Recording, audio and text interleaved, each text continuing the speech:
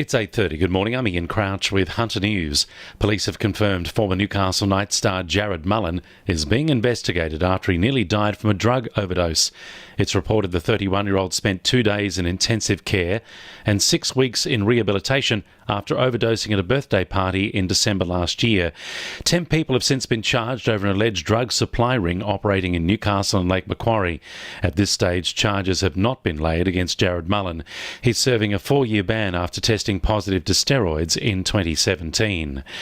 Friends and members of the public have gathered at Newcastle Ocean Baths to pay tribute to a cyclist who was killed last Wednesday after colliding with a truck in the CBD. Brigitte Nielsen was reportedly riding to yoga class when the crash occurred at the corner of King and Perkins Streets. She went into cardiac arrest and died at the scene.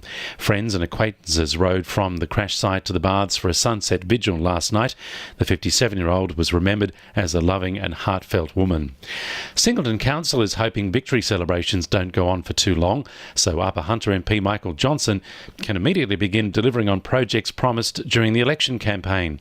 Council has listed some of the infrastructure priorities in a 20-item agenda document, which it will be presenting to the Premier and her Cabinet to improve the livability of the area. Mayor Sue Moore says Council is also looking to the Commonwealth to make sure projects are delivered for the area. So we'll be challenging Michael to take that to his federal counterparts and ensure that federal government is allocating funds for the bypass. It's probably the biggest one that was on our list, and the Singleton Police Station is the next one that doesn't seem to have gotten any attention. Lake Macquarie residents have told Council they'd like to have more to do at night around the city. Community consultations over the past 18 months have echoed this sentiment, and now Council is doing something about it.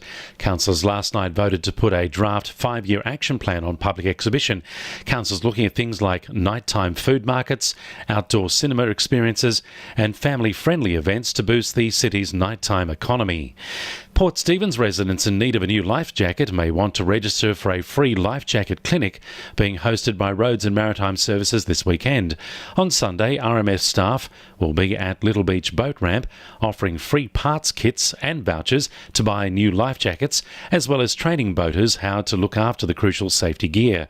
New South Wales Maritime's Mark Hutchings says all boaters are encouraged to wear life jackets at all times. Inflatable life jackets are easy to wear, are comfortable and increasingly affordable, but they will require extra care and attention to ensure they will inflate in an emergency. Remember, wearing a life jacket will never ruin your day on the water, but it could save your life. It appears Newcastle's light rail is now up to speed, achieving expected peak frequency rates.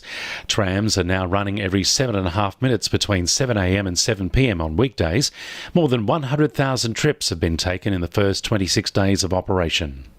2NURFM Sport. Jets coach Ernie Merrick has taken his senior players aside at training for a heart-to-heart as they prepare to face Wellington this Saturday. Newcastle has had a week off after their disappointing loss to the Mariners. Meanwhile, Merrick has questioned the value of developing young players during the height of the A-League season, with Joey Champness, Ivan Bajika and Johnny Katrumbis all likely to feature for the Ollie Roos against South Korea tonight. Bottom line is if they've played quite a few minutes in those 5 days, then they're not going to be at their best. We just have to take extra players and be prepared for that. And I think we've got the numbers to cover it. The New South Wales Waratahs head to Newcastle for Friday's Super Rugby match against the Sunwolves, full of confidence after beating defending champions the Crusaders at the weekend. Hunter rugby fans will be in for an extra treat as winger Israel Folau looks to become the most prolific try scorer in the competition's history. And Knights back rower Lachlan Fitzgibbon could be in doubt for Friday's game against the Raiders in Canberra after limping off with a calf problem at training yesterday. And the winning numbers in Monday Lotto are 37, 28, 4, 23, 42 and 13, and the supplementaries are 12 and 19.